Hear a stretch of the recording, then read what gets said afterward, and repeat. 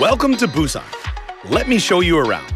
Here you can find the world's largest musical in-ground fountain and the world's only UN memorial cemetery.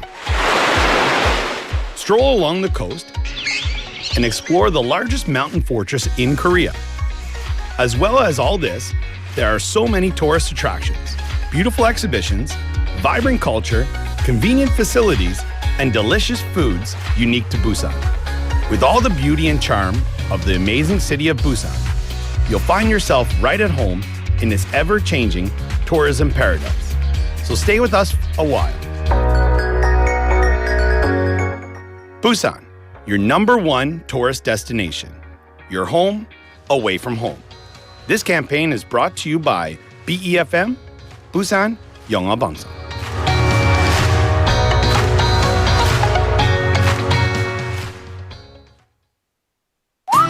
김밥가게 박 사장님도, 문구점 김 사장님도, 우리 부산의 경제를 움직이는 사람들.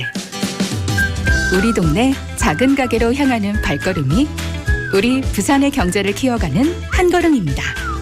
부산 방송광고 발전 협의회.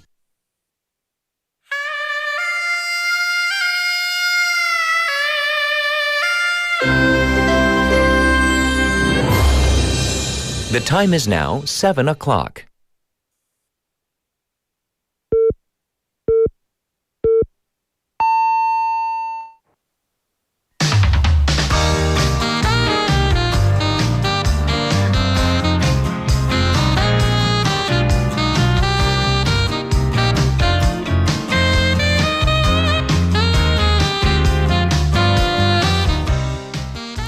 The 2025 APEC Summit in Gyeongju, under the theme of Building a Sustainable Tomorrow, has concluded. With trade wars and geopolitical alliances, plus strategic supply chains in the global backdrop, the world had its eyes firmly planted on all the goings-on on Korea's diplomatic super week.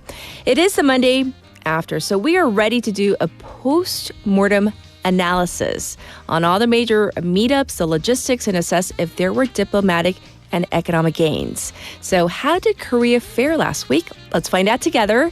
I'm Catherine. This is Morning Wave in Busan on Monday, November 3rd on BEFM, 부산영어방송.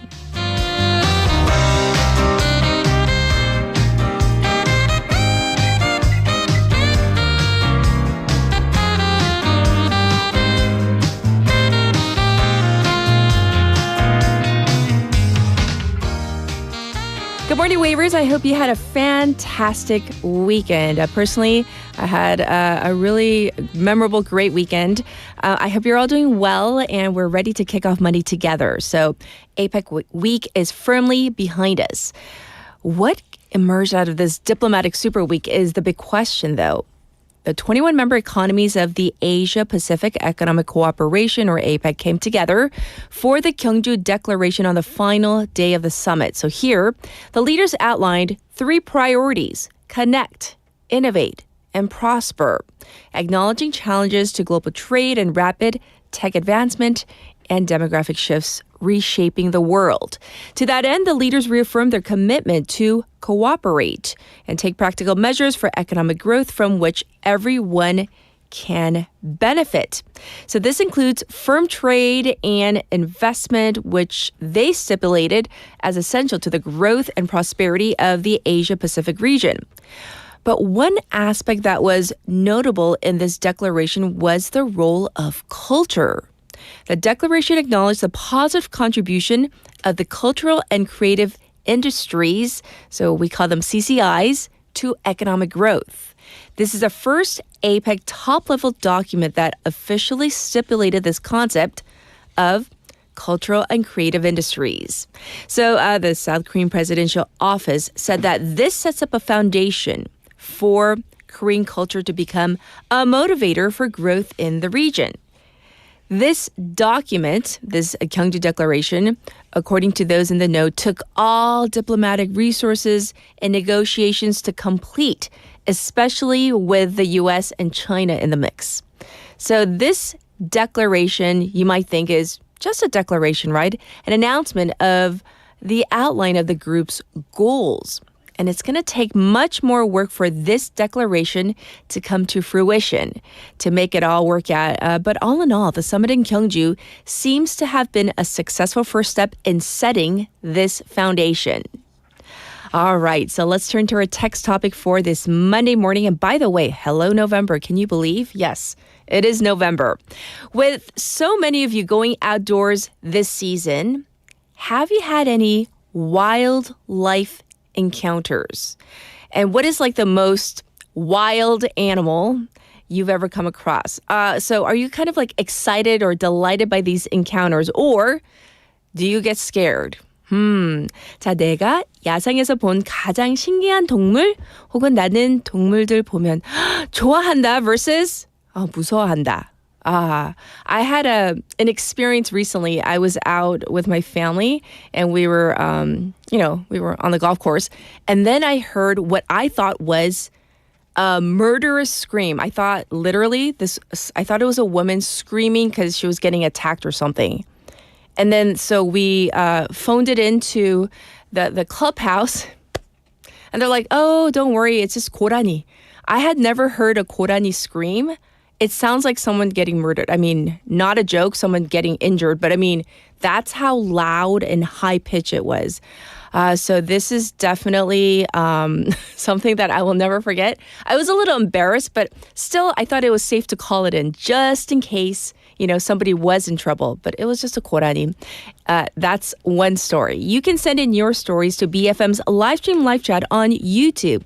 Go to the YouTube platform and type in BEFM or 부산영어방송.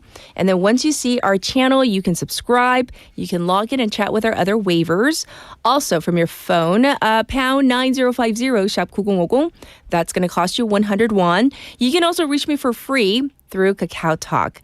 Find us first, BEFM, 부산영어방송, add us as a friend, and then you can send in your messages. And if you have photos, oh my goodness, of any wild animals that you have encountered, we welcome those as well. You can tune into Morning Wave in Busan through so many different ways. First up, on the radio, 90.5 or 103.3 FM, depending on where you are in Busan. Like I said, we're streaming live right now on YouTube. You can watch again at your leisure. We also have the BFM app and the Papang app. Both are free and easy to download, where you can access Morning Wave in Busan. It is Monday morning, so who do we have coming in today? Cultural Interlude with Michael. That's in hour number 1. In hour number 2, we have News in Depth with Claire. And then for our special interview, we are that postmortem I was talking about. We're going to look back on this very important week, APEC, the summit in Gyeongju, with an expert. He also happens to be a board member of the APEC Studies Association of Korea. So let's get his take on everything that went down last week. That's coming up in hour number 2. I'll be back with news overview.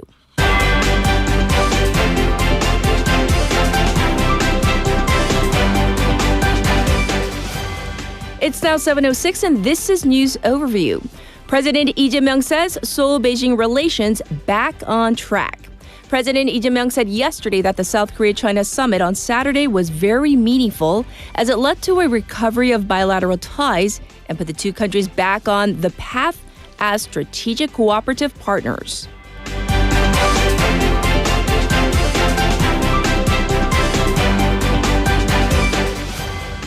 President Yi and Singapore Prime Minister agree on strategic partnership. President Lee Jae-myung met with Singaporean Prime Minister Lawrence Wong yesterday, where they agreed to establish a strategic partnership between their countries and expand cooperation across various sectors, including defense and trade.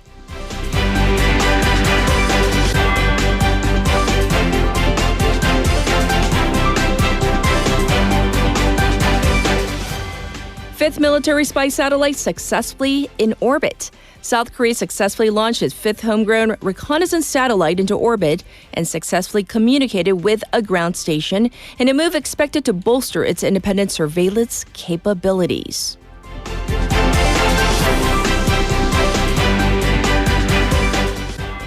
South Korea to issue travel ban over Mali and advisory over Tanzania. The foreign ministry said that it will issue the highest level 4 travel ban on Mali starting tomorrow over increased terrorist activities.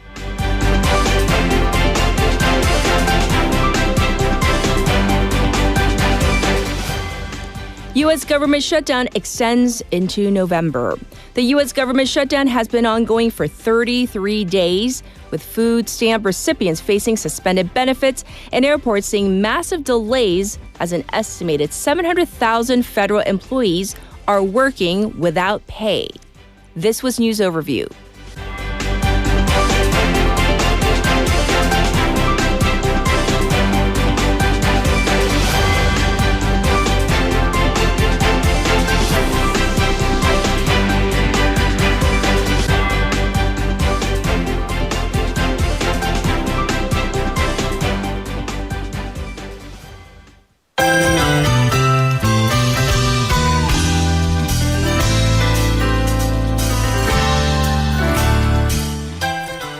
It's time for Now Busan. We have Sajin in the studio. Let's say hi first. Good morning. Morning. Hope you had a good weekend. I had a blast. Oh, really? Yes. What was so exciting about your weekend? Because it was a Halloween last Friday. I see, I see. We had a costume party, and then it was a closed party, and everyone was in a costume. I see.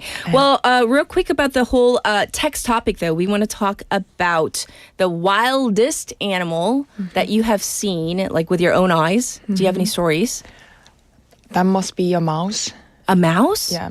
I mean, I know A tree? how. Yes. Yeah. I mean, I know how mouse looks like. Right. In the like books or in the picture. But in I reality? haven't really seen this kind of And then it was massive. It was in like how famous the Perry mouse looks. Oh, Paris? Yeah. The ones in New York are pretty big too. Really? Yeah. Oh, so they're pretty big in Paris. Yeah, massive. So it's not just like a cute one, it's a big one. Yeah.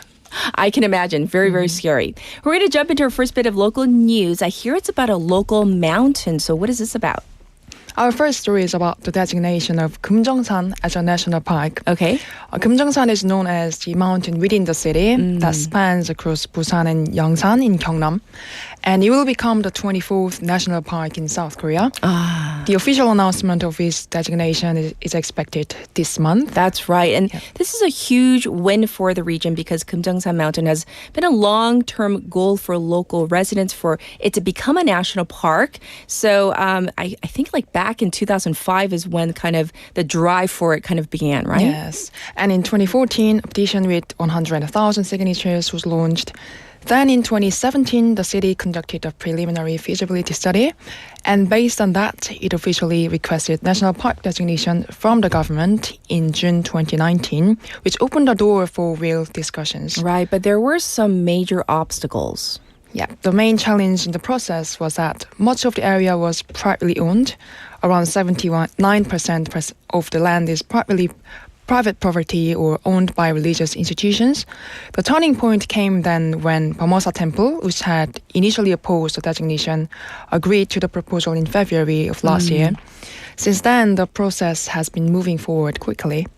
So it is clear that, Gyeongju Mountain deserves, I guess, this national park status, but it's not just our opinion. There was like a feasibility study done, correct? Yes. The 2020 to 2021 feasibility study showed that Gyeongju is home to 1,782 species of wildlife, including 14 endangered species.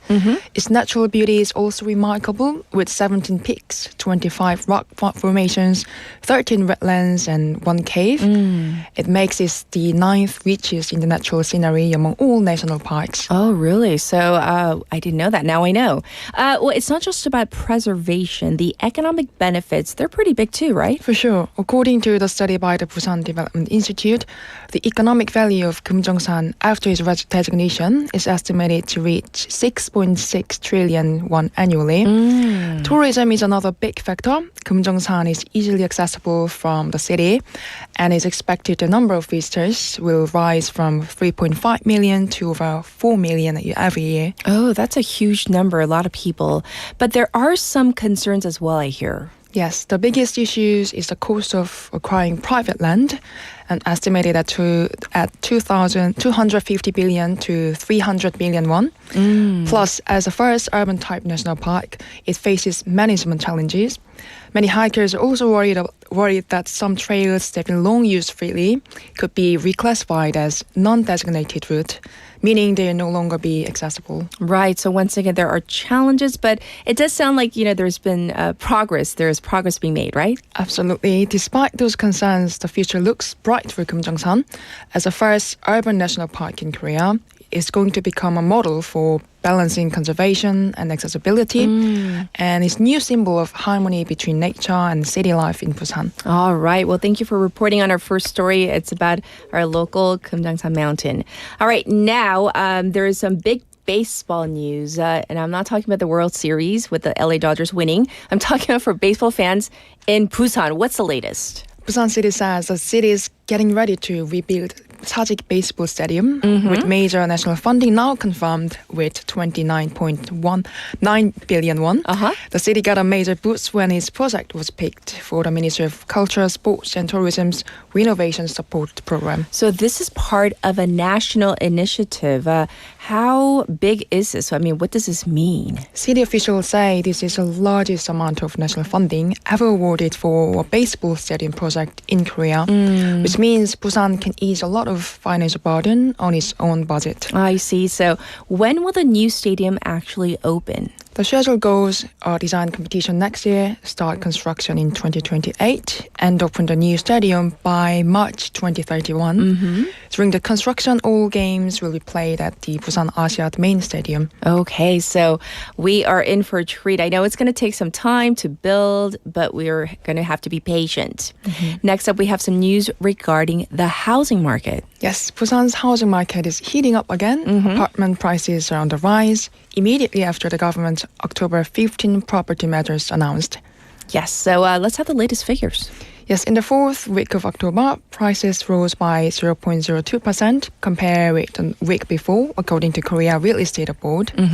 Not a huge jump, but definitely a turnaround. And it's notable because prices had been falling for more than 3 years until mid-October, when they finally turned upward for the first time in 3.5 years. Yes, and which areas are really driving this rise? It's mainly the eastern part of the city, Haeundae, Suyang, and Dongle district. I see. Haeundae went up by 0.13%, Suyang by 0.08%, and Dongle by 0.07%. On the other hand, western Busan and the old downtown areas are still falling, so the gap between regions is getting wider. I see. Well, what about rental prices? Are they following the same trend? Yes, Busan's apartment long-term rental prices, 전세 in Korean, rose by 0.08% in the fourth week of October. And that marks the 15th straight month of rise since August last year. Ooh, and why is this? Why is this happening? Some say that prices are being pushed up by expectations of a balloon effect from stricter regulations in Seoul and by optimism around redevelopment under the new Special Act.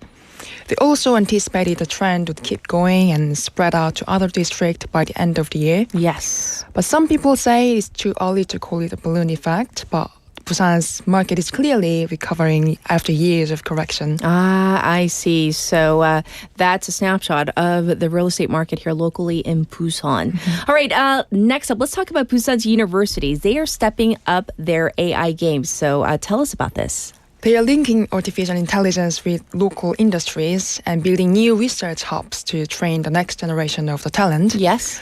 Busan National University, for instance, has built Gyeongju AI Nexus Institute to lead Korea's new maritime sovereignty area. Ah, so this is named after Chang Young-shi. It's a symbolic move. Yes, the institute is meant to carry on its spirit of practicality and creativity in the modern form. Its vision is strengthening national technology sovereignty through AI and advanced convergent science. The university said it wants to develop the institute as an open research platform where international scholars and researchers from global companies can collaborate on fields like AI marine science, medical data, quantum computing. They're also working on something quite futuristic, AI-powered translation classes. It automatically recognizes and translates spoken foreign languages during lectures, conferences, or seminars. Oh, nice. So what are other universities doing? Are they doing anything similar? Busan National University has been inviting AI transformation experts and talking about innovation strategies in areas like education and administration. At Korea Maritime and Ocean University, a professor was appointed chair of new international working group on autonomous ships at a conference in Japan. Ah, yes. So it does seem that Busan is really emerging as a local AI hub. Yep. Also, Silla University offered practical training with GPT-4, generative AI, and edge AI. The training focused on how to apply AI solutions to local issues in transportation, manufacturing, and energy. Yongsan University is teaming up with SK Planet to train big data and AI experts for the tourism and MICE sectors. Well, it's nice to hear about the local universities really getting involved in this AI trend. So thank you so much for going over all the local news. And of course, we'll check in with you tomorrow. Thank you, Sejin. You're welcome. All right, I'll be back with your traffic and weather. Good morning. Good morning. 굿모닝입니다. Good morning. 좋은 아침입니다. Morning wave in Busan. Morning wave in Busan. Morning wave in Busan. Major news, local buzz, and expert takes. It's all here on Morning Wave in Busan. Brighten up your morning commute with Morning Wave in Busan. Morning Wave in Busan.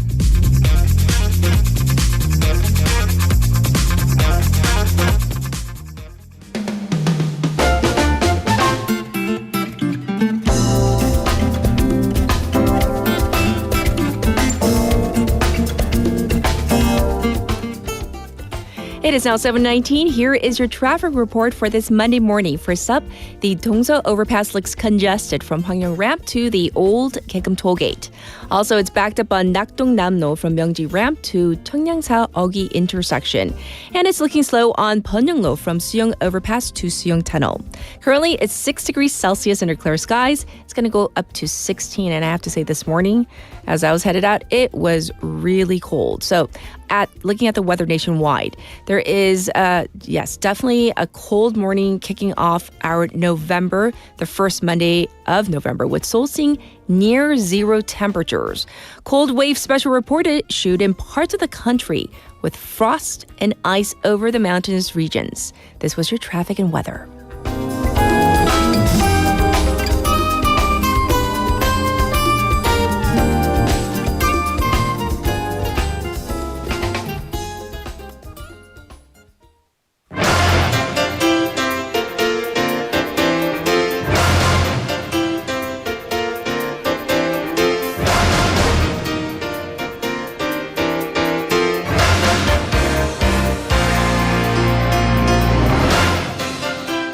It's now time for Top Stories. We have Haley in the studio. Good morning. Good morning. I hope you had a lovely weekend. I did. It was a mix of family and friends time. Speaking of the cold, I took my nephew ice skating. It was fun. Oh, really? Yeah, it was fun. So did you actually ice skate? Yeah, I'm a pretty good skater. Ooh. I know.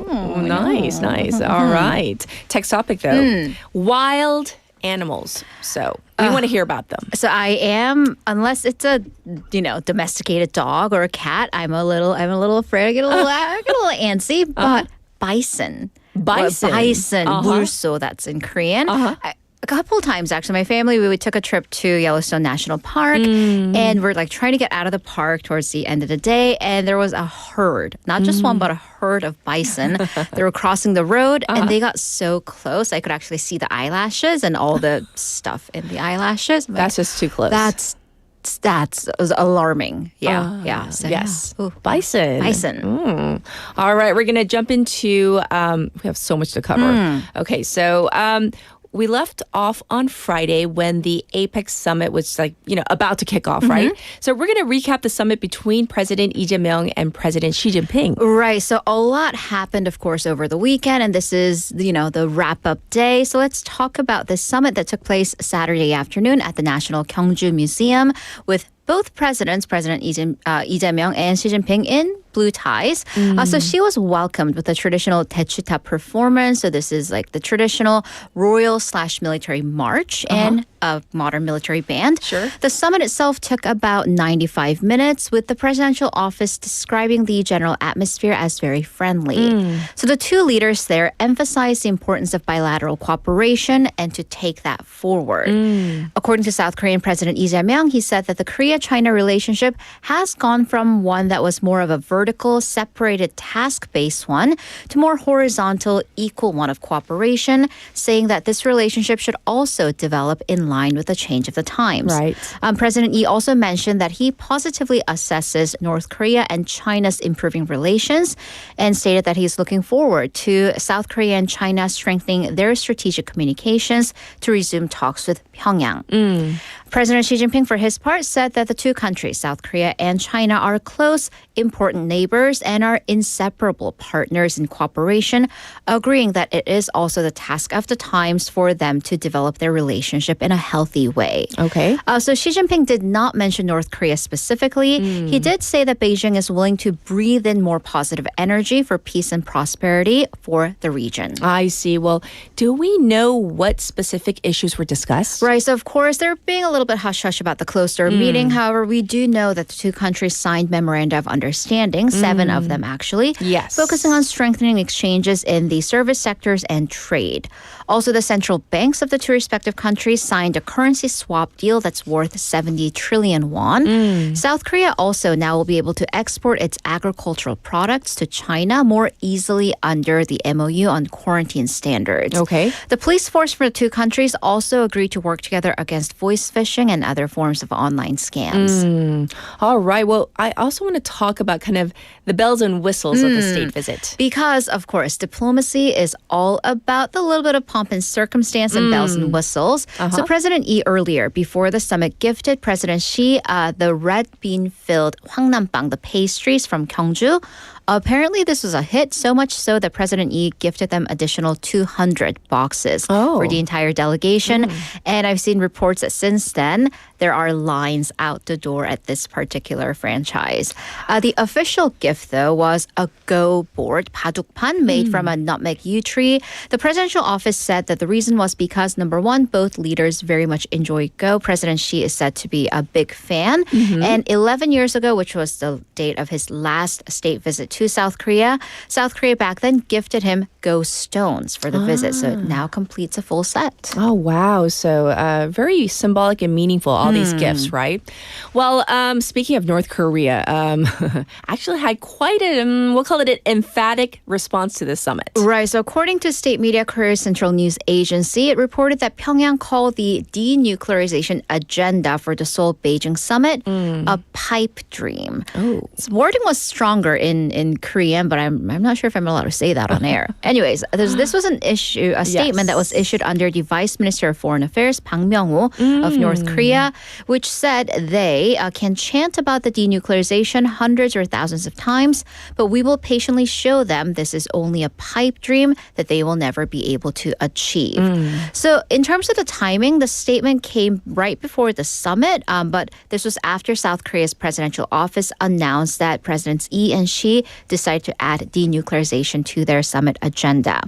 So pundits say that given the timing and the wording, this is, of course, not only an objection to South Korea's announcement, but also kind of a tactic to pressure China. I see. And so the South Korean president, President Lee, indirectly addressed this. Right. So President Lee Jae-myung had a 33-minute press conference that wrapped up the summit. Here he addressed North Korea, and he actually made mention of a policy going back a few decades, former President Kim Dae-jung's Sunshine Policy. So he said you need deterrence, dialogue, compromise, persuasion, along with hope for mutual existence and prosperity to bring about peace and security on the Korean Peninsula. So he himself took a very patient approach, saying that you do need considerable effort to change North Korea's currently doubtful and confrontational attitude. So he acknowledged that while Pyongyang is acting currently in a hostile manner to South Korean government, that the expressions that Pyongyang has been issuing, they seem to be softer than before. And to that end, he also emphasized the role of the United States, adding that the direct party to the ceasefire that ended the Korean War or put a stop to the Korean War was not South Korea, but that the United States. And this seems to be why North Korea feels the need to get security guarantees from the U.S. So he said that it is important to recognize this role by the United States and also help U.S. President Donald Trump become the peacemaker. I see, but he also spoke about China, did he not? Right, so you covered it. Previously, he said, although there don't seem to be any problems on the surface, he said it's hard to say that the relationship has fully recovered. However, later he did write on his Facebook page that the relationship is back on track.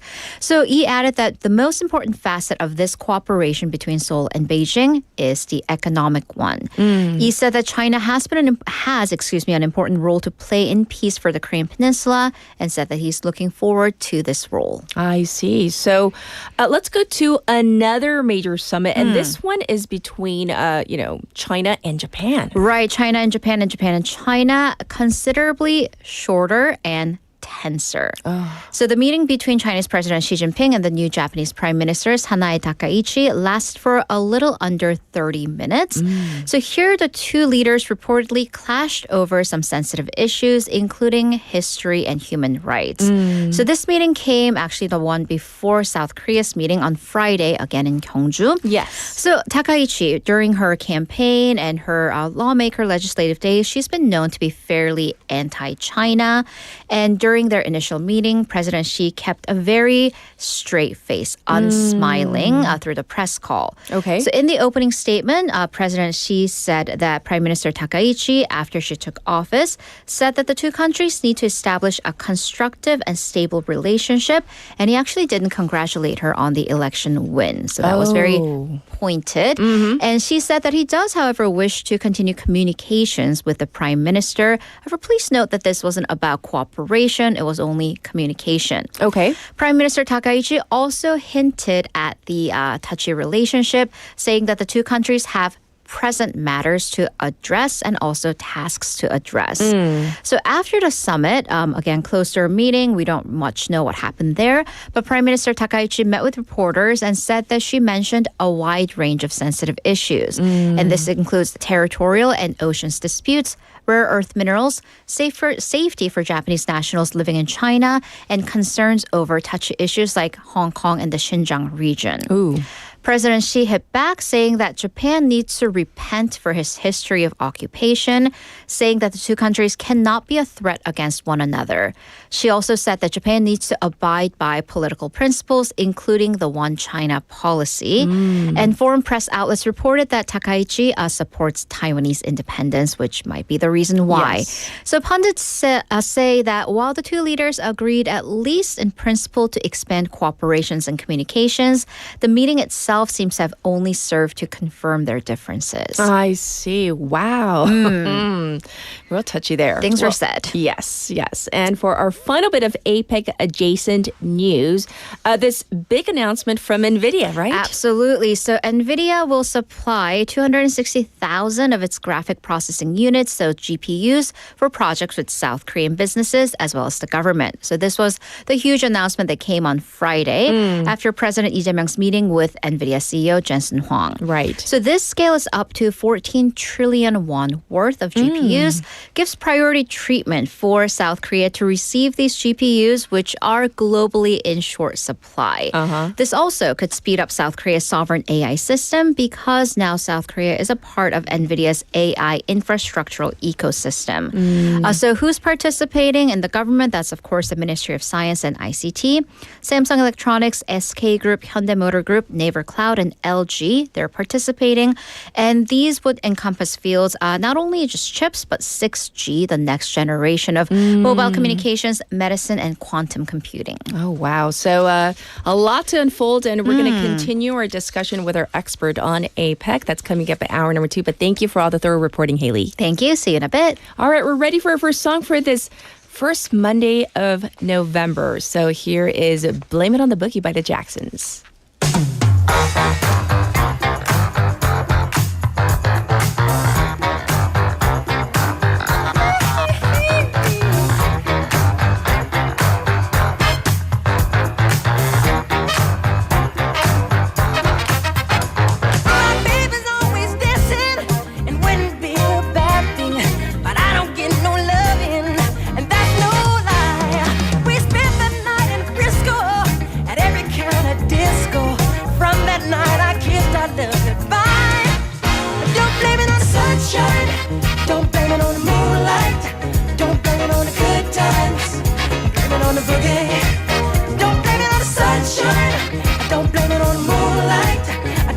blaming on the good times.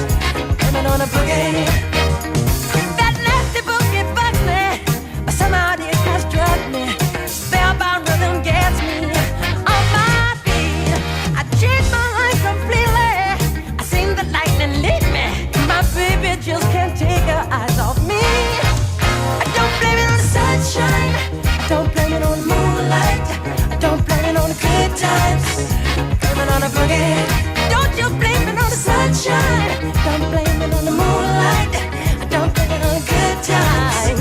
Blame it on the boogie. Woo! I just can't control my feet. I just can't control my feet. I just can't control my feet. I just can't control my feet. Sunshine, I don't blame it on the moonlight. I don't blame it on the good times. I blame it on the boogie. I don't blame it on the sunshine. I don't blame it on the moonlight. I don't on the good times. I blame it on the boogie.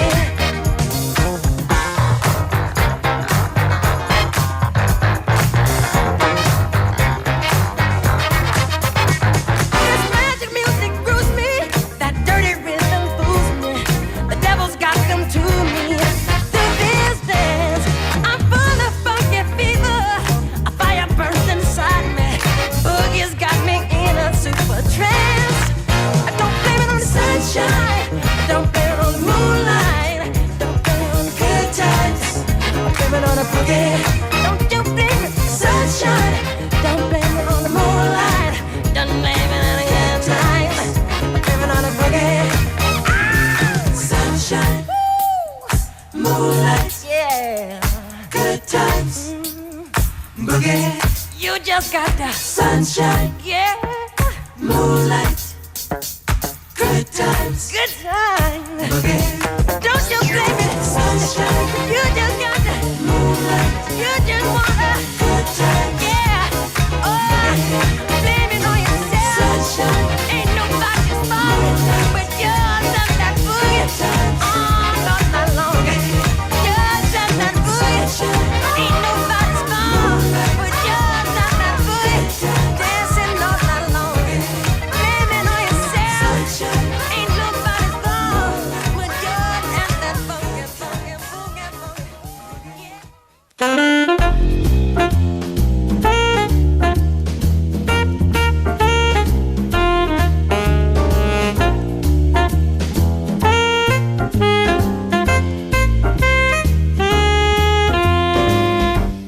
It is now time for Cultural Interlude. We have Michael Kang in the studio. Good morning. Good morning. I hope you had a good weekend. I did. It's getting colder.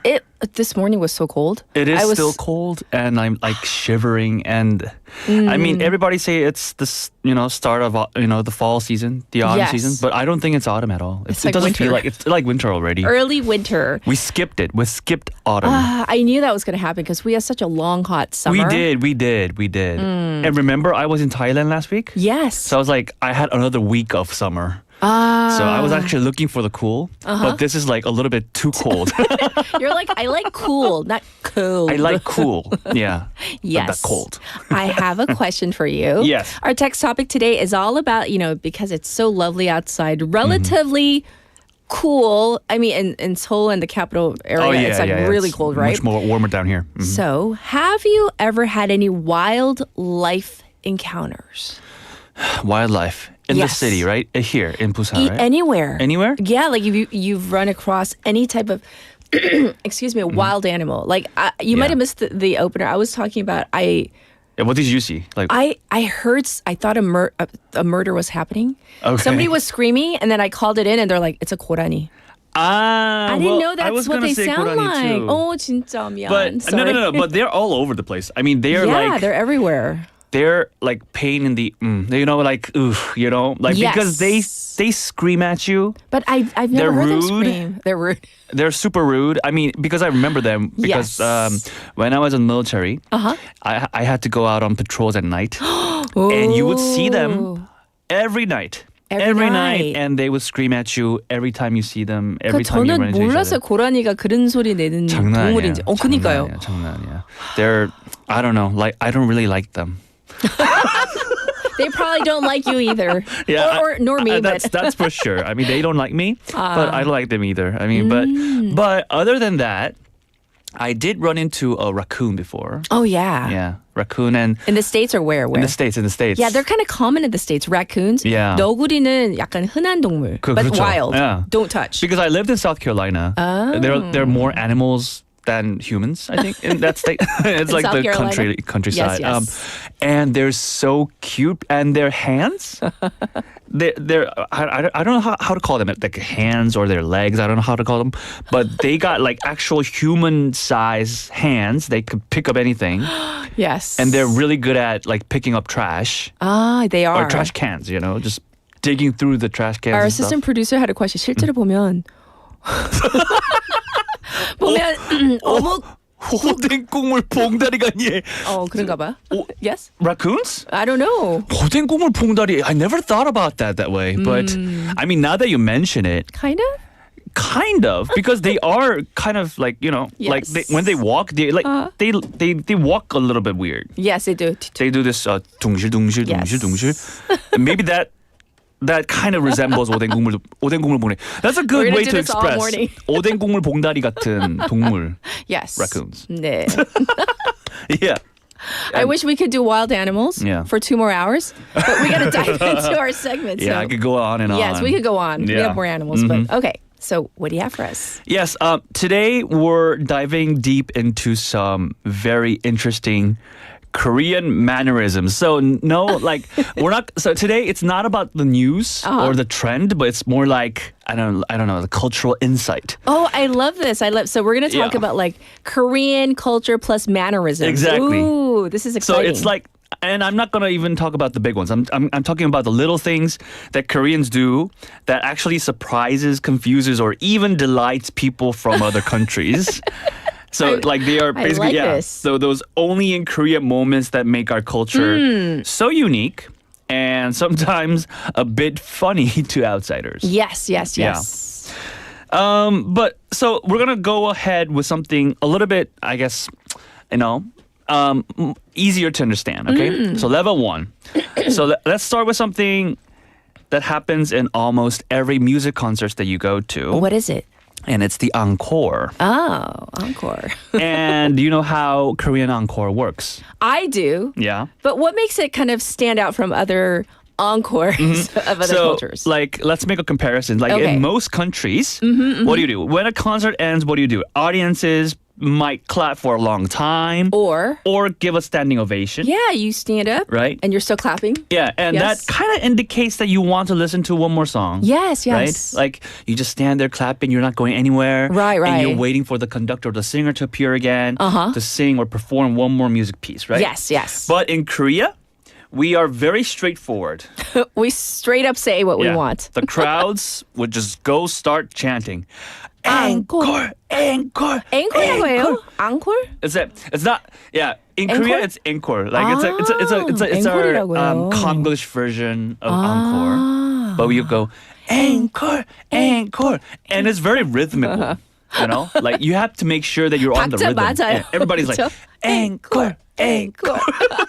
I love it. And they do this all together. Yes. So imagine, thousands of voices at a concert echoing this phrase, encore, encore. And it's kind of funny because for musicians, Yes.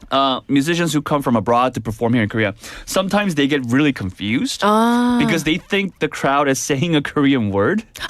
They don't understand. Yeah, because it makes sense. Because think about it. It's like encore, that's one word. Yes. And encore, it sounds like a completely different word. Maybe, yeah. To a foreigner, for yeah, sure. Sure. Yeah, I so see it. that happens a lot. That happens a lot. But I like it. The whole, I mean, you're being straight up. Yeah. You're participating. I mean, You're like, Koreans give can us be more. shy, but when it comes to concerts and the encore, they will turn around and they will change. Yes. They will come at you. This is a really good detail that you Yeah. brought up because Yeah. yes, there's always in every culture ways to kind of indicate, oh, we want more. But we're like, hey, We're straight up saying, So give like, us more. I don't know how it's like in other countries. Like I'm sure they have each of the countries have their own unique way Yes, of you yes. know requesting an encore. But in Europe and other regions, that's how I understand it. Like just doing standing ovations and stuff.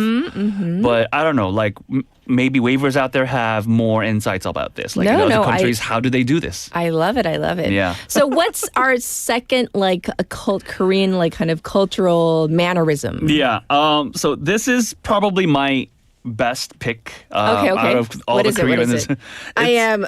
Yeah. 이거 걷고 있습니다. I want to hear. I'm curious. The key word is the voice shift. Oh, the voice shift. What do you mean by that? I don't know if you realize this, but I think when it comes to foreigners, they just realize this immediately.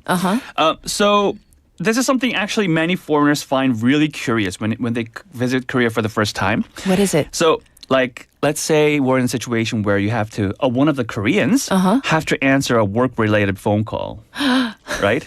And I know then what you're you gonna say. realize as a foreigner that their voice pitch goes up. Let's as say- soon as they. let's so say for we're example, conversing. like you and I are friends, right? Yeah, We're yeah, like, yeah. 맛있는 거 밥 먹었어. 너무 맛있어. 그래. 진짜 맛있어. 배고파. 떡볶이 진짜 또 먹고 싶다. 삐리리리링 전화가 왔어요. 그래서 And then? 대표님 안녕하세요. 아, 네. 그러셨군요. 아유, 그럼 제가 조금 이따가 바로 연락드릴게요. 네. Okay, for those of you 아, not 떡볶이 먹고 싶다. on YouTube, if you're not on our YouTube channel, you missed Michael with the honorific hand so embarrassing. under with so the embarrassing. two hands. You realize my voice pitch goes it went down like right now. Right now? You can see the difference. but Like, on the phone, no. and I think high this is pitch. also a language thing. Like when I Yes. speak English, my voice is usually lower.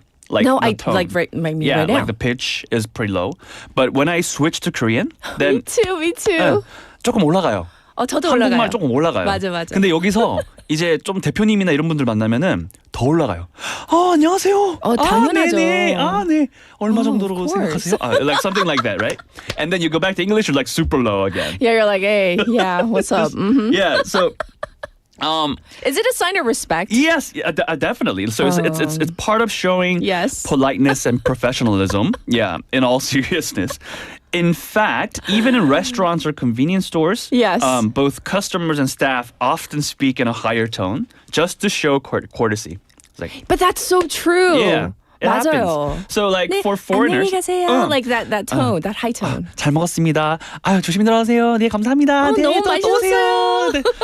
it goes up and up and up and up. And the foreigners are like, they're just laughing out loud because they don't understand what's going on, right? Right. But like, there's this cultural thing to Koreans, especially speaking their own language. And, higher tone means higher respect. Yes. And I think this is the highlight that I want to showcase. Yes. And there are different kinds of respect when it comes to tones. And I think it depends on like the brands that Oh, you go really? to. Yeah. There's different levels? Yeah. And Okay. It's funny because like you just listen to each phrase. Like how they greet you at like different brands and you just recognize it. Oh, this is Okay. something. 한번 해보세요. 한번 해볼게요. Like 네. it's a quiz for everyone, waivers out there. Okay. But this was on not Tube already. So I'm sure a lot of people already know this. But Yes. let me. 지금 by the way, 해볼게요. the replies and 댓글 지금 난리 났어요. 한번 They- 보여드릴게요. they love it. 맞춰보세요. 네, Okay, 맞춰볼게요. guess what this brand is. 네. 세우세요. 올리브 땡입니다. 필요한 거 있으시면 말씀해 주세요. 포인트 카드 있으십니까? Yeah, I mean the answer is in the phrase already, but you recognize. Yeah, definitely. You recognize the tone, and 자주 가시나 봐요. 자주 가야죠 이제. 네, 이제 나이도 좀 그래서. Okay. There's another one. Okay. Okay. By the way, the first one was 올리브 땡, right? 올리브 땡. Everybody knows Yes. this tone. Okay. What's a second different one? 팝콘 큰 거 괜찮으세요? 카라멜 맛 드릴까요? 예. Okay, that's That's at a I could have done better. Yes. But that's from CG movie theater. One last one, but I think that I can do a last better one, job last one. for this one. Okay. A-17번 고객님 주문하신 아이스 아메리카노 나왔습니다. A-17번 고객님 주문하신 주문하신 아이스 아메리카노 남았습니다. Ooh. Encore. Encore. Wow. That was 별다방, by the way. You 우리 see? 에어컨 좀 켜주실래요? You know, I've been practicing since this morning, and everybody on the subway were looking at me like, "What is this guy doing?" He is insane. I love it. Just murmuring on my, by myself. Yes, on the yes. subway. But yeah, I mean, this is how you show respect in different kinds of brands, right? And this is just one of the ways that that show you Yes. how Korean culture really revolves strongly around the tone of your voices. You know? People are saying, aside from all the endless from like so many people right now, 오늘 재계약 오늘 하는 날이냐고. 아니 그런 건 아닌데 했으면 좋겠네요. Yeah, now Let's that go, you let's mention go. it, now that you mention it, 재계약. 예, 희망합니다. 재계약 희망합니다. 네, 언제든지 불러주십시오. 아이고 감사합니다. 재계약 또 부탁드릴게요. 감사합니다. 오늘 책으로 웃겨요. Oh my goodness. Yeah, I had so much fun writing the script for this. Yes. This is amazing. What's our next one though? Our next Korean cultural mannerism. Yeah. So I don't know if we have too much time, but I'm gonna just go ahead and throw at you one more. No, okay? yeah, go. So you heard that Koreans often say that something is 시원하다, Oh, yes. even when it's boiling hot. Right. I mean, what's that about? I don't understand. No, when I was younger, I really didn't understand. Really? Because 시원하다 to me, it's like, doesn't it mean cool or refreshing? Exactly. But apparently not. And it's not. So like, this is, as you said, one of our most confusing expressions for foreigners. Yes. You know, when Koreans eat something that's very spicy or hot, like kimchi stew, or 김치찌개. or pork soup, like 된장찌개, we often say, 너무 시원하다. Yeah, you but know? you gotta say with the Aja voice, like 시원하. 시원하다. And it literally means it's cool. It's Yes. cold. It's cool, right? Right. But the food is hot, right? The food is hot. So, but like if there's any foreigners who's listening to this radio, who's visiting Korea for the first time, the word 시원하다 in this context actually means refreshing. That's how you should understand it, right. Not cold or cool. Refreshing. Yes. It describes that, satisfying, cleansing feeling after eating or sweating it out. Apparently, yeah. Yes. So it's like you would use the same expression. Like you would also say 시원하다 when you go to like saunas, for example, like hot springs. When I was younger, though, I really didn't understand that. Like, I would see older people, and they'd be like, it's like, to me, scalding hot. Yeah. And they're like, oh, 시원하다, right? Yeah. Yes. Yeah, you go into the ocean, and they're like,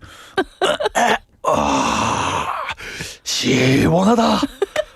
시원해. It hit the spot. Yeah, Yes. that hit the spot. Yeah, that's exactly. That's a perfect comparison. Yes. So it also connects to this cultural idea that we have in Korea, which is called 이열치열, right? Yes, I'm sure you've heard 이열치열. of this before. It means it's a Chinese character for fight heat with heat. Right. Yeah. And that's why you'll see people eating hot soup in the middle of summer. Yes. Or sitting in a sauna saying, that feels so cool. 너무 시원하다. Right. Yeah.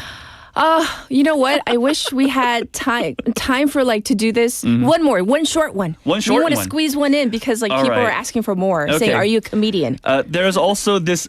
No, I'm not a comedian, but He's a want to be. musician. Yeah, Yes. I try my best. Yes. There is this art of drinking politely, and you know how Korean culture strongly revolves around drinking culture as well. Yes. So you can't talk about Korean culture without talking about drinking etiquettes, and just one short thing, right? Yes. The famous soju manners. It's considered rude to show the bottom of your glass when you drink in front of someone older or of higher status. Right. So you cover the bottom of your glass with one hand and turn your head slightly to the side as you drink, right? So you would do like 너튜브 보신 분들은 like that, right? Yes. But when you're taking, if the 선배님 is giving me a drink, Yes. then I wouldn't put my supporting hand on the bottom, but on the top of the other hand that you're holding Other the cup, hand. right? Yes. And there is a funny joke among Koreans. So the higher the person's status, Yes. the higher your supporting hand goes. Oh, when can you drink. show? So like if it's like a normal just local 대표님, then I would be like this, right? And my hand On the wrist? my supporting hand will be on the wrist. Inside wrist chase. Right? Okay, got it. But like if the status like increases and I get to meet the president, for example, Ooh. I mean it's a joke. Yeah? Your hand might end up somewhere near your shoulder. Like that, I mean it's very hard to describe by word, but you have to see this on video because this is like the joke that we have among Koreans. Yes. So if you're a foreigner, I mean this is one good thing that you would want to know. Yes. And try to use it during like drinking parties. Yeah. So We this got to is- do more of this. Yeah, I mean there's so much more that I came up with today, but I mean we can make this into a series. And, We could do like a part 2 one of these, weeks with permission from our producer, Yeah, of course. if- PD님, 부탁드려요. 괜찮을까요? 내친 김에 재계약도 해주세요. 감사합니다. Well, we do have to call it a wrap for hour number 1. so but sad. thank you so much for such an interesting cultural interlude. We'll check in with you next week. Thank you. Everybody, this was Michael Kang, not a comedian. He's a serious musician. Here is Shakira, Hips Don't Lie. I'll be back at 8. No fighting. Shakira. I never really knew that she could dance like this. She make a man wanna speak Spanish. Como se llama? Bonita. Picasa. Shakira. Oh, baby, when you talk like that, you make a woman go mad. So be wise and keep on reading the signs of my body. I'm on tonight, my hips don't lie, and I'm starting to feel it's right. All the attraction, the tension. Don't you see, baby, this is perfection. Hey girl, I can see your body moving, and it's driving me crazy. And I didn't have the slightest idea until I saw you dancing. And when you walk up on the dance floor, nobody can ignore the way you move your body, girl. And everything's so unexpected, the way you right and left it, so you could keep on shaking it. Never really knew that she could dance like this. She make a man wanna speak Spanish. Como se llama? Bonita. Shakira. Oh, baby, when you talk like that, you make a woman go mad. So be wise and keep on reading the signs of my body. I'm on tonight, my hips don't lie, and I'm starting to feel you, boy. Come on, let's go real slow. Don't you see, baby, I see it's perfect. Babe, I know I'm on tonight, my hips don't lie, and I'm starting to feel it's right. All the attraction, the tension. Don't you see, baby, this is perfection. Oh boy, I can see your body moving, half animal, half man. I don't really know what I'm doing, but just seem to have a plan.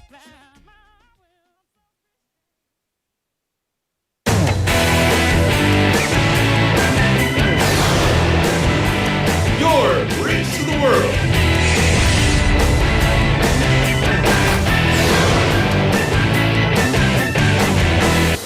BEFM 부산 영어방송. 랜드로버의 모든 것이 한 곳에 전시장과 서비스 센터가 만나 랜드로버 부산 센텀 컴플렉스 센터로 더 새로워졌습니다. 신차 상담에서 애프터 서비스까지 원스톱 서비스를 만나다 랜드로버 공식 리테일러 HS 효성 프리미어 모터스. 기업체 사장님들 아직도 직영으로 식당 운영하고 계십니까? 위탁급식과 도시락 전문 기업 더 좋은 푸드에 맡겨보십시오. 운영비 절감 효과 확실합니다. 식대는 협의 후 맞춰드립니다. 지역 부산 경남 문의 전화 051-784-0877. 혹시 지금 운전 중이신가요? 어린이 교통사고 피해자 수는 지난 3년 평균 약 9만 명. 특히 어린이 보호구역 안전 기준이 강화된 이후에도 어린이 보호구역 내 사고는 지속적으로 발생하고 있습니다. 스쿨존에서는 반드시 시속 30km 이하 서행, 스쿨존 내 불법 주정차 금지, 차량 출발 전 앞뒤 좌우 살피는 습관으로 어린이가 안전한 도시를 만듭니다. 참, 운전 중 휴대전화 사용은 모두에게 위험합니다. 우리 모두를 위한 교통안전. 나부터 실천하면 모두가 안전해집니다. 어린이가 안전하게 뛰어놀 수 있는 부산. 아이 키우기 좋은 도시는 우리 모두의 미래이자 희망입니다. 이 캠페인은 어린이가 안전한 부산을 만드는 은행, B&K 부산은행과 함께합니다.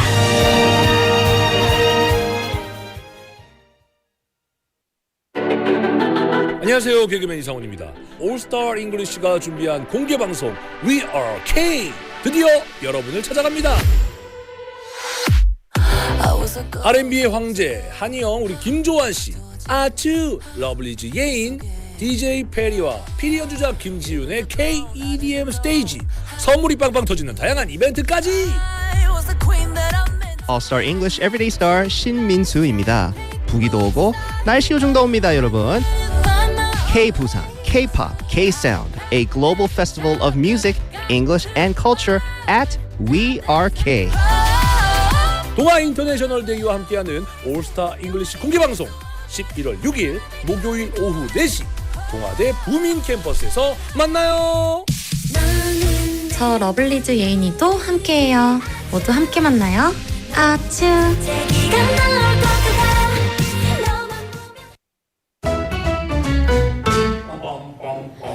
Want to be a friend of BFM 부산영어방송? You can chat with BFM through our Kakao Talk service. You can share your messages and photos through Kakao Talk, and you can easily become BFM's Kakao friend by searching BFM through the Find a Friend option.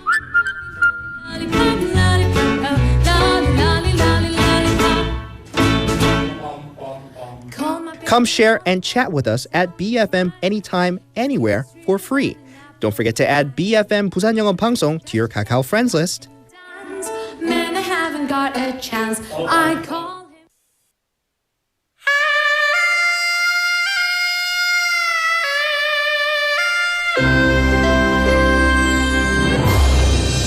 him. The time is now 8 o'clock.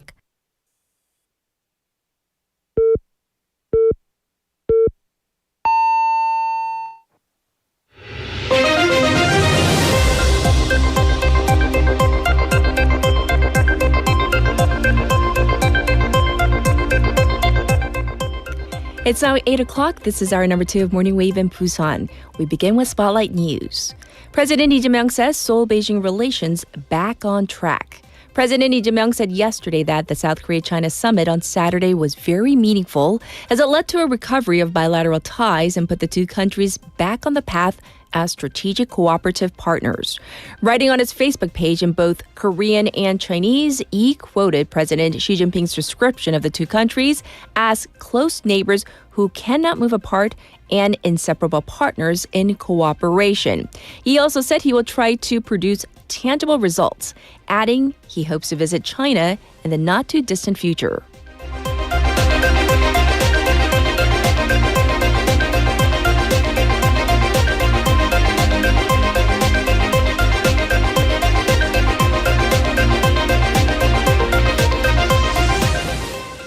President Yi and Singapore Prime Minister agree on strategic partnership. President Lee Jae-myung met with Singaporean Prime Minister Lawrence Wong yesterday, where they agreed to establish a strategic partnership between their countries and expand cooperation across various sectors, including defense and trade. The two sides reached their first agreement on exports of beef and pork from Jeju Island to Singapore, and further agreed to deepen cooperation in areas including AI, people-to-people exchanges, and transnational crimes like online scams. During the meeting, the two sides also signed memorandums of understanding MOUs on digital cooperation, logistics and shipping, culture, and sports.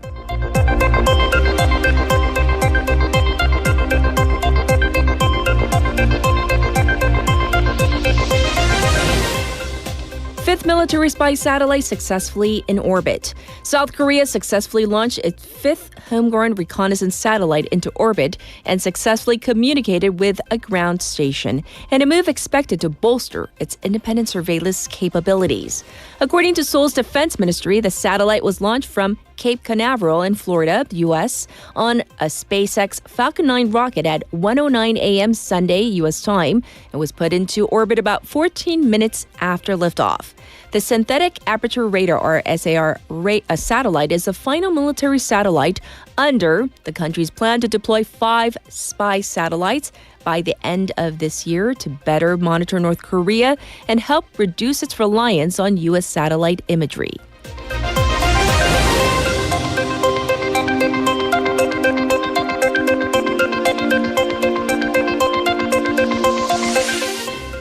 South Korea to issue travel ban over Mali and advisory over Tanzania.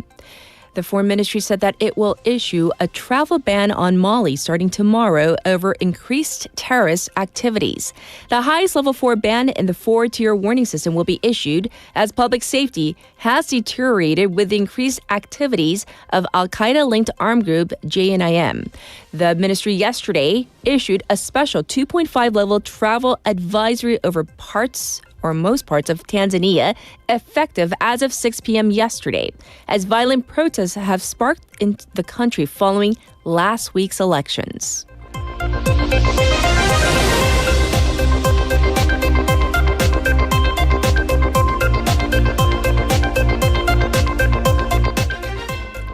U.S. government shutdown extends into November. The U.S. government shutdown has been ongoing for 33 days, with food stamp recipients facing suspended benefits and airports seeing massive delays as an estimated 700,000 federal employees are working without pay.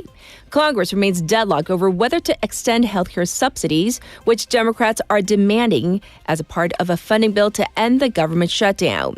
As this is going on, key elections are set to take place in California, New York, Virginia, and New Jersey on November 4th, local time, as an early test of voter reaction to the Donald Trump administration. And this was Spotlight News.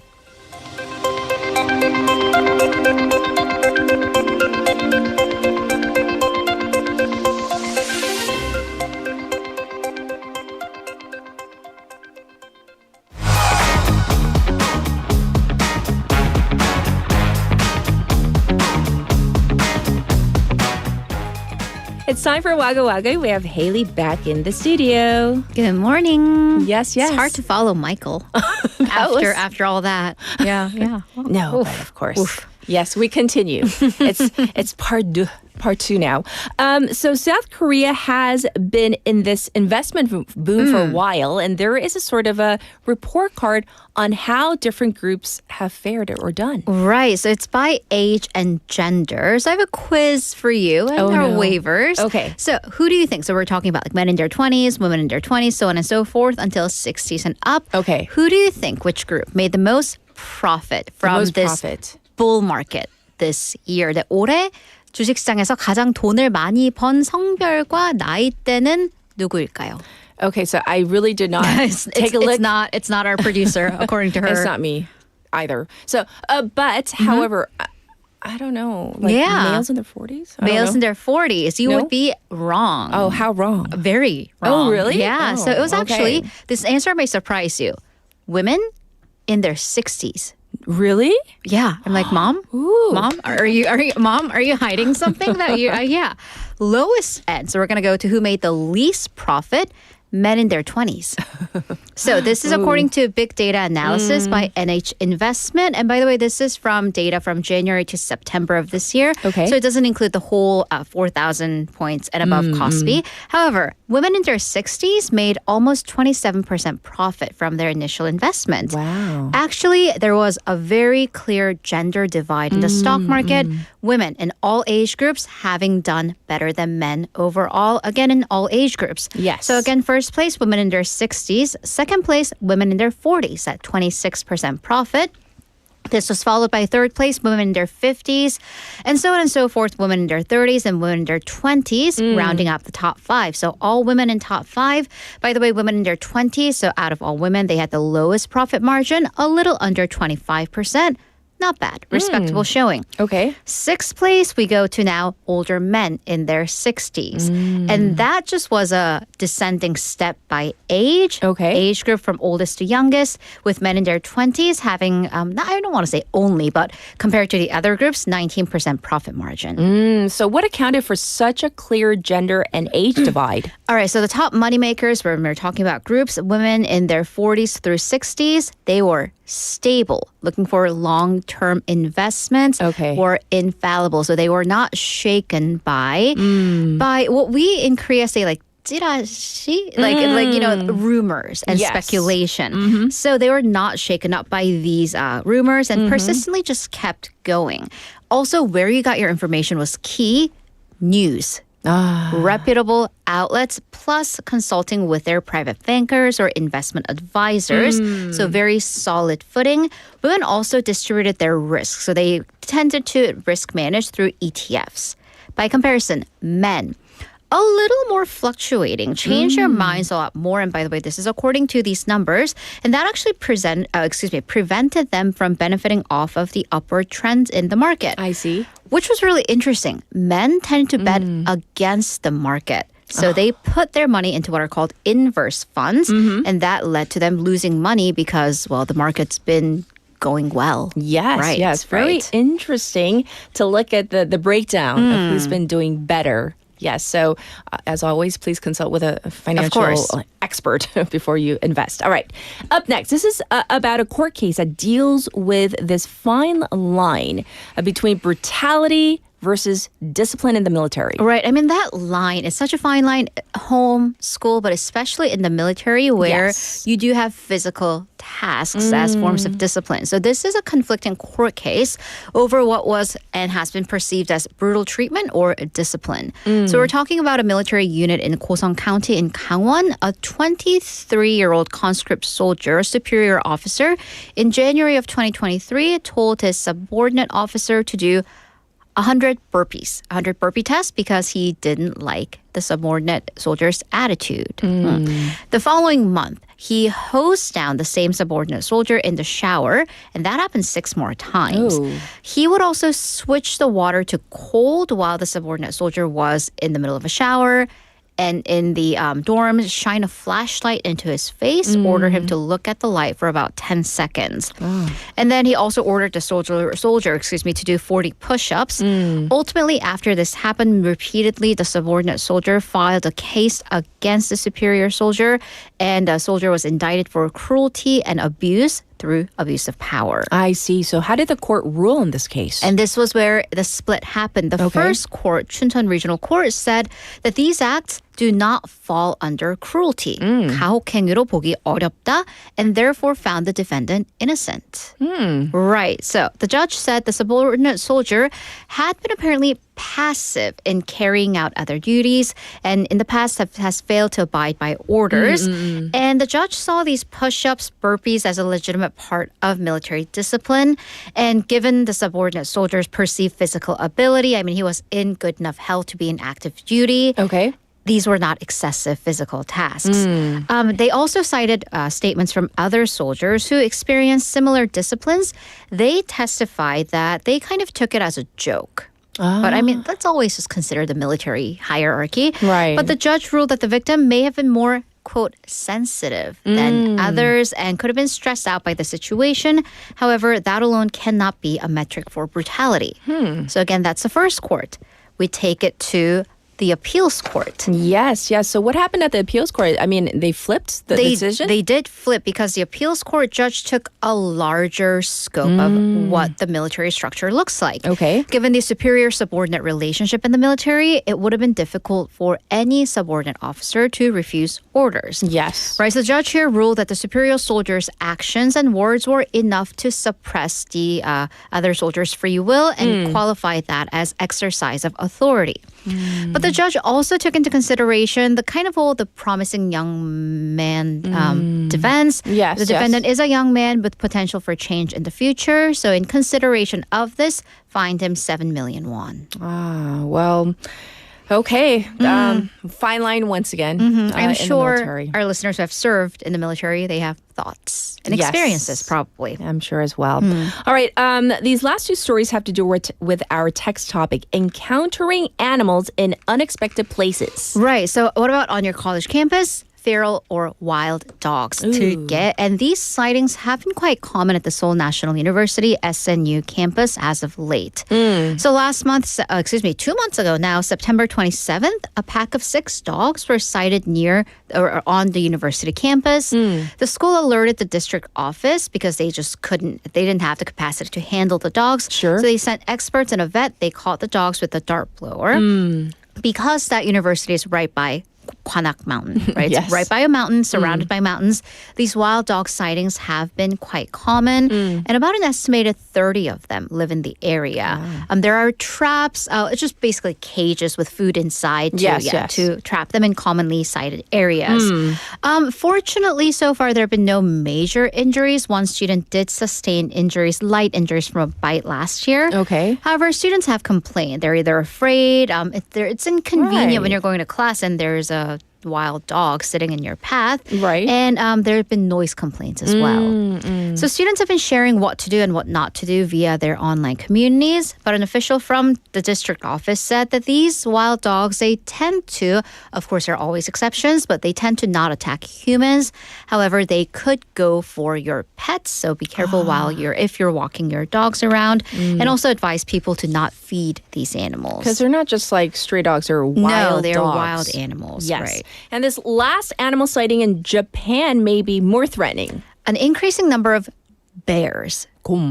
Bear sightings in Japan and injuries, because we're talking about 12 people who died from bear attacks this year. Okay. This is the highest the country has seen since record taking began in the 2000s. More than 100 people have been injured by bears this year, including at least one foreigner. So that means this was at a popular tourist area. Yes. So the problem is especially pronounced in the Akita prefecture because this has large mountain ranges. It's in northern Japan.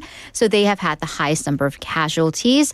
And we're talking about, again, in very populated areas like breaking into supermarkets, high schools, and attacking residents as they're just going about in their day-to-day lives. Yes. And the problem has gone to the point where the authorities are stepping in. Absolutely. So the authorities announced this week that Japan's self-defense forces will be deployed to help the government capture or repel bears. And the Environment Ministry said that it would set aside money to hire licensed hunters and other personnel to tackle the problem, especially in the residential area. Yes. So that's because under current laws, troops, the military, they're prohibited from shooting down the bears, but they can help hunt them and transport the dead bears. Okay. And here's the thing, there is a group of hunters who are designated to do this, but as with everything, they are also aging. The numbers are declining. And because once they were very popular for fur and bile, but that's not really the case anymore. But that also means, with climate change and other natural issues, loss of habitat, the bears are wandering into human civilization. Right. So that's kind of a larger issue. By the way, again, in September, Japan relaxed its gun laws to make it easier for people to shoot bears, especially in residential areas. Right. And by the way, before we wrap up our segment today, there have been questions about what does wa글와글 mean?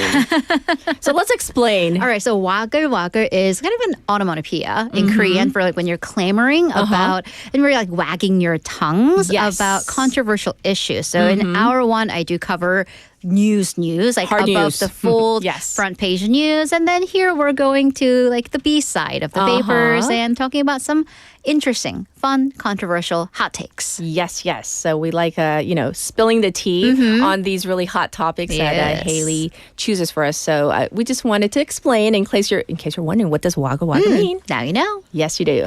All right. Well, thank you for our Monday version of wa글와글, and we'll check in with you tomorrow. Thank you, Haley. Have a great day. All right. Let's get to your updated traffic and weather.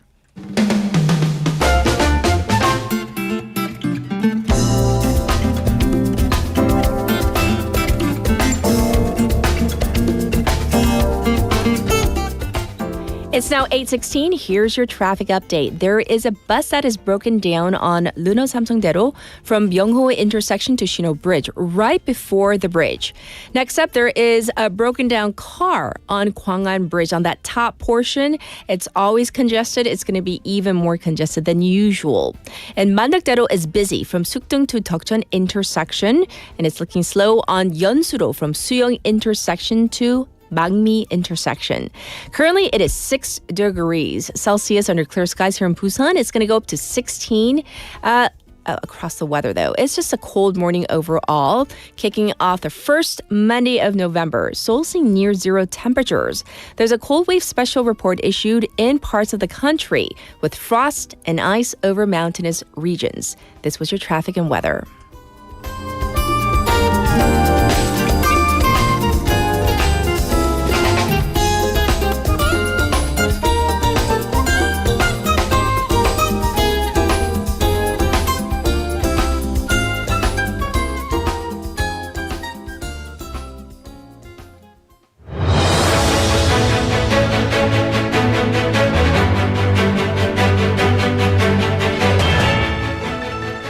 It's time for a special interview on this Monday morning. As you all know by now, South Korea hosted the Asia-Pacific Economic Cooperation, or APEC Summit in Gyeongju on over the weekend, the 31st to November 1st. And this is the country's return as APEC chair for the first time in 29 years. President Lee Jae-myung delivered the opening remarks, emphasizing regional cooperation and inclusive growth.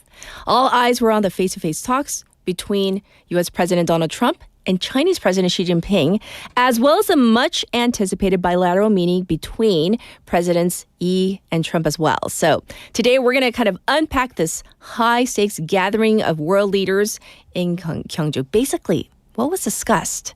What was decided? And what all of this might mean for Korea's future with our expert guests.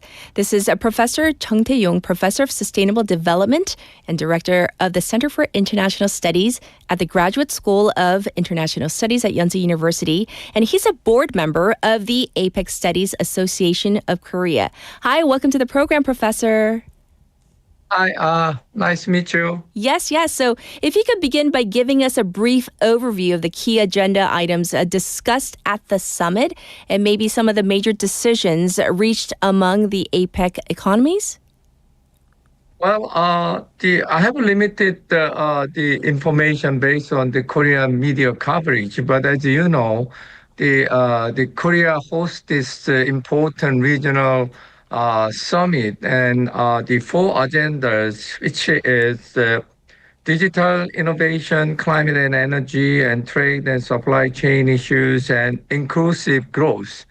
And as you see, the digital is a keyword for every country and every person, and frankly speaking, it's just the start. And let's see how we're going to move forward, because this obviously requires some cooperation, but at the same time, the severe competition among the country and among the companies and so on. So this is really a future agenda, and there's a meaningful start to discuss about these digital issues at this APEC summit here in Korea. Second, energy and climate change, as you can see, one of the biggest decision maker has a very much negative view on this issue. So, frankly speaking, we don't really make the big progress on this agenda. Even if some countries bilaterally, like the Korea and China and Korea and other countries, we discuss a lot, but frankly speaking, not meaningful progress, even if the overall climate convention will be held soon in Brazil, but not much progress, frankly, based on my personal observation. Yes. And third one, the trade and supply chain thing. I think I can say that we just avoid the worst case. It was very good for Korea to be how can I say, the mediator to set up the meeting between China and U.S. and U.S. and China, and they didn't want to expand the war between two countries. I think that's practically the biggest achievement of this APEC summit, even if it's a multilateral arena. But this is one of the biggest achievement that shows the Korean leadership could make such kind of achievement. I think personally, I just see a very important achievement of Korean leadership. Yes. Finally, I think the inclusive growth, again, I think for the future agenda, and one of the key theme of sustainable development, Korea initiated this inclusiveness, which has been always not priority agenda in global or regional summit or meetings, but I think it was really good for Korea to initiate this inclusiveness in many sense, and that's my quick observation. Thank you. Thank you for going over the major points. When we take a look at the Gyeongju Declaration, Professor, it highlighted also a cultural and creative industry CCI cooperation for the first time, while omitting the usual support for the multilateral trading system. So do you think that the wording of this declaration signals maybe a shift? What do you think? Well, I don't really catch you. I think I cannot hear you clearly, but the multilateral trading system.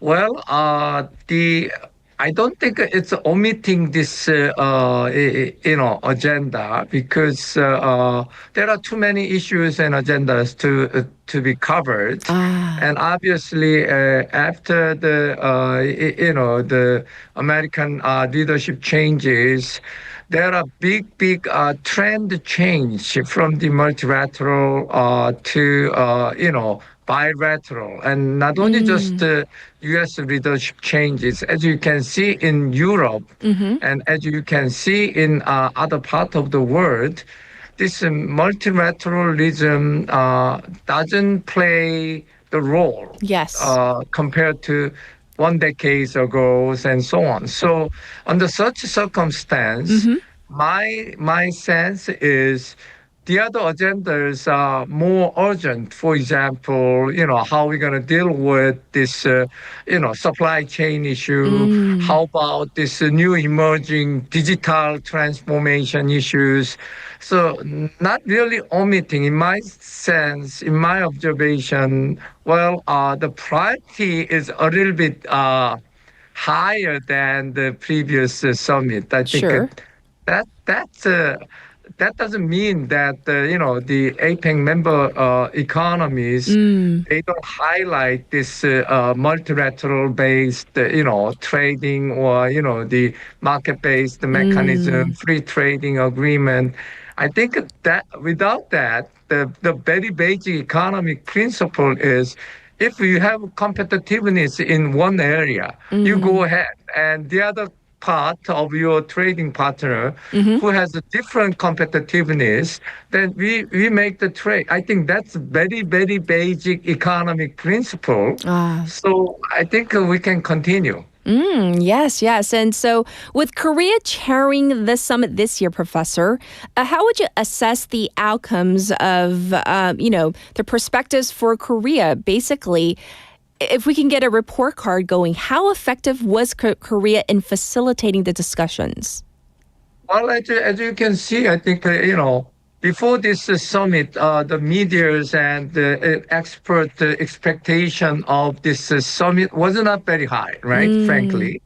But bilaterally, multilaterally, from the Koreans' point of view, I think the series of bilateral meetings with the key major economies like US, China, Japan, and so on, I think all are very much successful, in my opinion, because, and not only for that, I think as the hosting country of APEC, I think we lead this new emerging agenda like inclusiveness and this, climate change and digitals, and especially digital is highlighted. And that shows very new emerging strong leadership of Korea. And I think it was really successful. I congratulate the Korean government. Yes, indeed. And I do want to focus, though, specifically on the key takeaways from the bilateral meeting between Presidents Lee and Trump. So what is your take on what happened between them and also the potential implications for regional cooperation? Well, the two countries, the Trump and the Xi, two presidents, basically their common interest is we don't want to expand the conflict between two countries. That's not good for two countries' immediate economic interest. Plus, I think it's not good for global issues to be tackled by these two most important leaders. I think that's the common area where two countries' leadership think, okay, at this point, we don't want to expand the conflict, rather resolve or let's stop tentatively. I think they don't find a solution yet, but at least they don't want to fight each other at this stage. And I think basically two countries, they decide. But I think Korea, as a leader of this summit, we provide not only just a place to talk. I think, as a leader, host country, Korea, I think, needs to play some role to provide some favorable conditions and environment for two countries' leaders to talk. So, in my quick observation, the U.S. and China, they don't want to fight or they don't want to expand the conflict at this stage. I think that's the base for them to talk. Yes. And with President Lee also meeting Japanese Prime Minister Sanae Takaichi, could you explain the key points of their discussion and the cooperation between Korea and Japan? Well, before I talk that on, in general, our leadership also took over the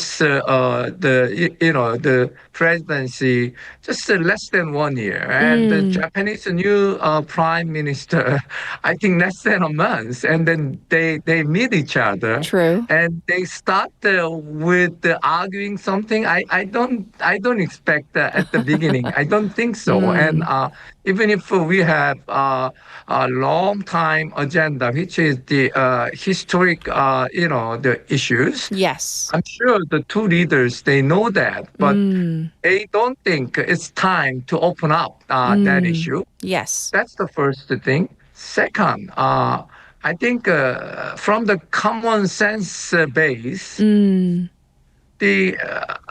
in this sub-region, Northeast Asia, there are two countries, Japan and Korea, Korea and Japan, two countries sharing so many common values. For example, in this Northeast Asia, two countries, we are putting high values on democracy. That's what Korea has shown to the world. Yes. And also Japan. And two countries' economic, the principle is market-based capitalism and human rights, and so many, the common values we are sharing in this region. Yes. And that's the base to talk about the future rather than the past issues. And I think that's the basic, the starting point of two leaders. That's why they say hello and let's talk about something for the future. Yes. And I think the common base is we are sharing the, very important common values like democracies and, market-based mechanism, human rights, and social values. So I think we, not only just two leaders, the two countries' peoples, they try to find the common shared values from two countries. And I think the future agenda for two countries' benefit will be much, much larger and bigger and a lot to talk. Yes. And I see a lot positive about the two countries' collaboration. Yes. And for a final question for you today, Professor, given in your research and expertise in this field, how do you see APEC's recent agreements on, I know you mentioned a bit, but influencing climate policy and green growth initiatives in Korea and also across the Asia-Pacific region? Well, I think the climate change issues and agenda, and to find the global solution. Whoever said something, I think it's the trend. We cannot avoid it. Yes. Yeah, and it's just a matter of timing to make a quick decision or a slow decision.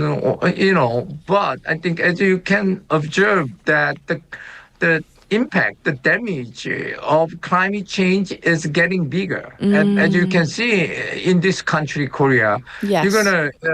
you remember the terrible hot summer and, the wildfires. So we see a lot many climate-related disasters, not only Korea, in these regions.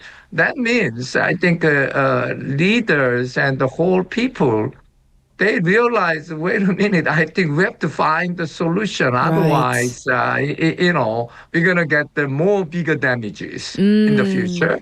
Now, to find the solution, can you do it by yourself? Korea, we can find the solution by Korea only. No, I think that requires sub-regional, regional, and global collaboration. Even if it looks a little bit slow, but I think, it's going to be speed up because, our damage will be bigger if we don't take any action. So, I'm sure that the humans are all rational. So I think we're going to find the solution collectively at the global scale, or at the regional scale, or at the national scale, even local scale. Otherwise, it's a matter of our survival issues. So I'm not that much negative about the climate change agenda, whether this summit discuss it or not. It's the global trend. Yes. Well, I want to thank you so much for sharing your expertise, your experience, and of course, your opinions on what went down at the APEC summit. Thank you for joining us today, Professor. Thank you. This was Professor Chung Tae-yong once again, and we talked, this is kind of like a postmortem, what happened after looking at the results of the 2025 Gyeongju APEC Summit. We're going to take a song break. This is What You Came For by Calvin Harris and Rihanna. Baby, this is what you came for. Lightning strikes every time she moves, and everybody's watching her, but she's looking at you.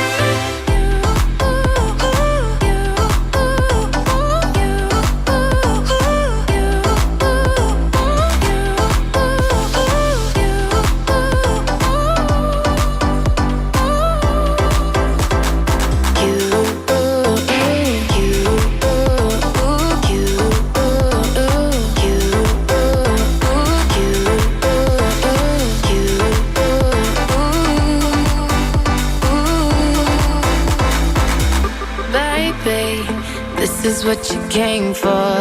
Lightning strikes every time she moves.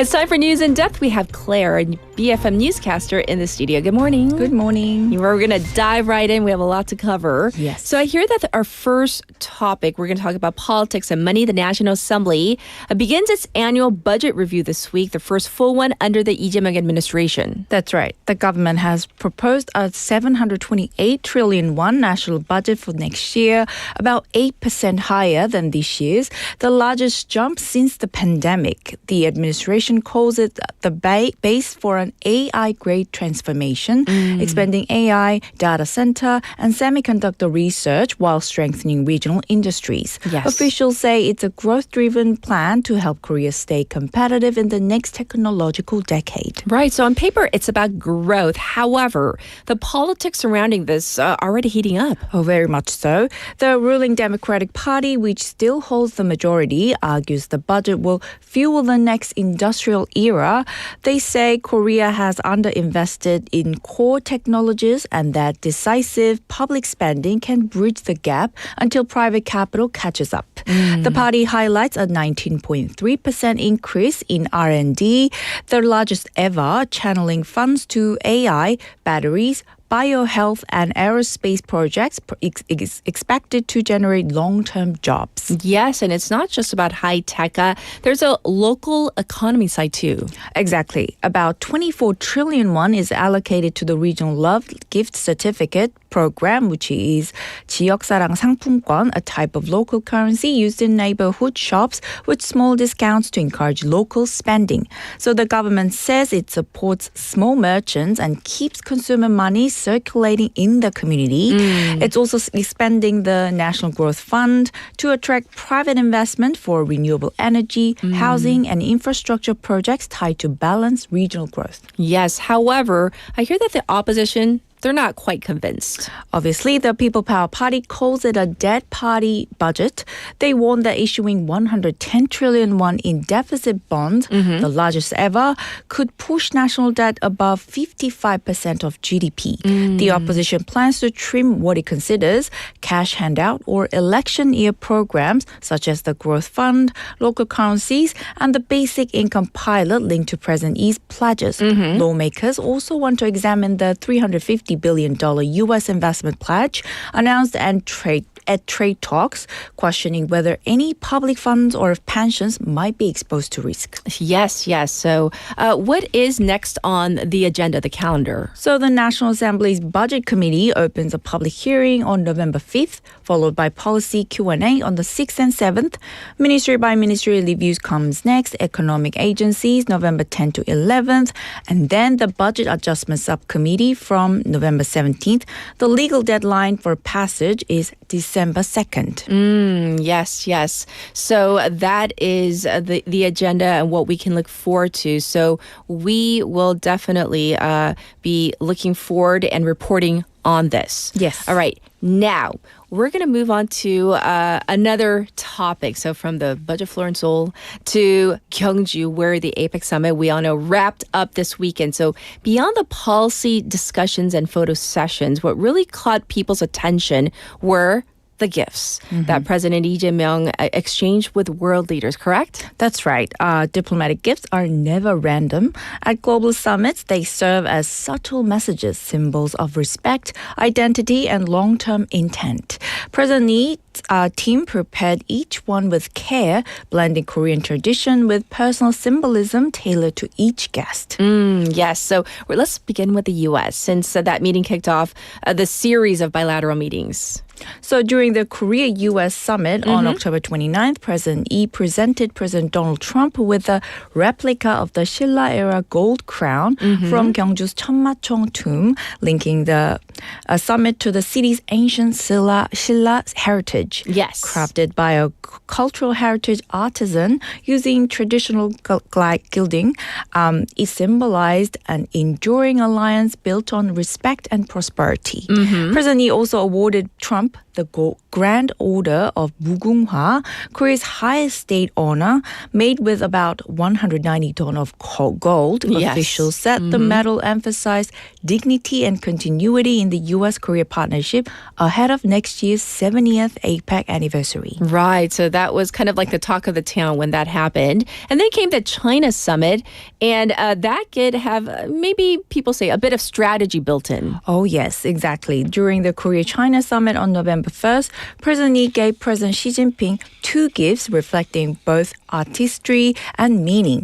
The first was a go board made from Toria nucifera or bon bija wood, prized for its fine grain and tone.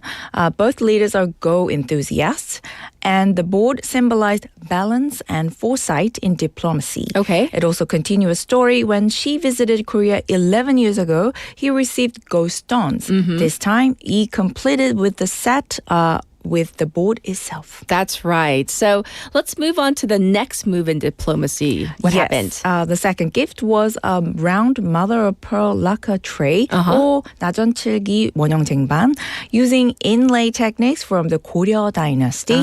Its design, the sun, tiger, and pine tree represent vitality and harmony. The presidential office said it expressed hope that friendship between Korea and China shines as beautifully as lacquer that never fades.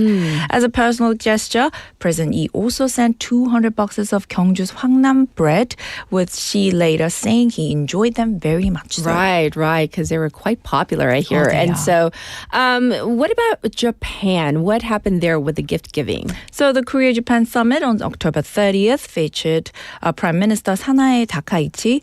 President Lee presented Korean cosmetics and seasonal seaweed, which is kim. Both items she is known to enjoy. Okay. In return, Takaichi gave ghost stones and bowls made in Kamakura, a sister city to his hometown Andong. The moment was light and cordial, with the two leaders even joking about hobbies like motorbikes and scuba diving before pledging to continue shuttle diplomacy and pursue future-oriented cooperation in energy and supply chains. That's right. And while those summits, really made the headlines, right? Yes. Korea's First Lady Kim Hae-young had her own form of diplomacy, no? Yes, on October 31st, she hosted the spouses of APEC leaders at Bulguksa Temple under the theme Bridging Time, Connecting Hearts. Guests from Canada, New Zealand, the Philippines, Singapore, Taiwan, and Thailand are welcomed by Buddhist leaders and tour the temples, famous Cheongwon-gyo and Baegun-gyo bridges, which symbolize the journey from the human world to enlightenment. That's right. So once again, gifts, very strategic and meant to be like soft diplomacy. Oh, so yes. Thanks for covering that. All right, let's move on. We have a story from the United Kingdom, the UK, where there was a knife attack on a train near Cambridge that shocked many people over the weekend. So walk us through what happened, and we need the latest. So yes, the attack happened on Saturday evening, November 1st, local time, aboard a London King's Cross bound train traveling through Cambridgeshire. Passengers reported sudden screaming as a man began attacking people with a knife just before the train reached Huntingdon station.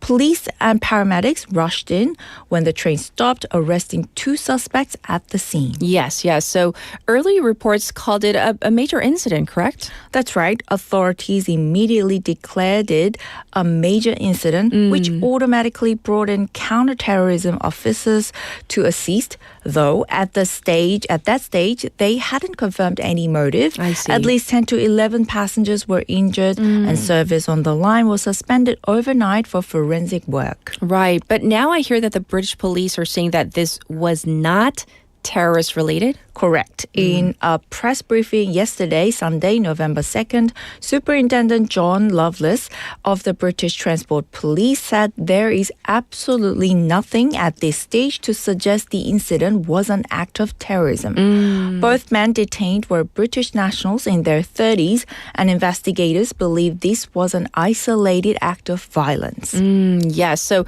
do we know more about, the suspects? So one suspect, a 35-year-old man of Caribbean heritage, has been released without charge after questioning. Okay. The main suspect is a 32-year-old British man from Peterborough, who remains in custody. He's accused of wielding the knife inside the carriage as the train passed near Cambridge University. So now we do want to know what's happening with the victims. Are they still in hospital? Yes, the police say 11 people were injured. 5 have now been discharged, while one railway staff member remains in critical condition after trying to restrain the attacker. Investigators called his response heroic, saying a surveillance camera footage showed he likely prevented further casualties. Right. I mean, a terrifying ordeal, but also a story of incredible bravery by that staff member. Officers praised passengers and staff for staying calm and helping one another until armed police arrived. Yes. The train's onboard surveillance camera is now being fully reviewed to piece together the sequence of events. So for better context, how the security level in the UK right now, do we know what the level is? So the national terror threat level remains at substantial, meaning an attack is considered possible but not imminent. Okay. The UK hasn't faced a major coordinated terrorist incident since 2017, when the Manchester Arena bombing and London Bridge attack occurred. However, last month there was a small extremist-linked assault outside a Manchester synagogue, and that incident, followed by this train stabbing, has renewed public concern about everyday security. I see. Well, I'm sure this was very frightening, and overall the mood in the country not good because of this. But thank you for covering all the news stories for us in depth. And of course, we'll check in with you next week. Thank you, Claire. See you next week. Bye. All right, everybody. This was News in Depth, and it is time to say goodbye on this very first Monday of November. And I have to say that, now that, APEC has concluded, well, we are still kind of unfolding all the commitments and whatnot, so we'll report those to you. Final song for today is November Song by Paek Yerin. Have a beautiful day. Bye, everybody. Just record out this time to share these feelings with you. You took my time with you when my very first kiss. Don't mind if it ain't really romantic. From my head to toe, I feel the love from you. Wanna sing this moment for us. This love could make me alone, but I know we'll be together now or forever. With you I float everywhere. With you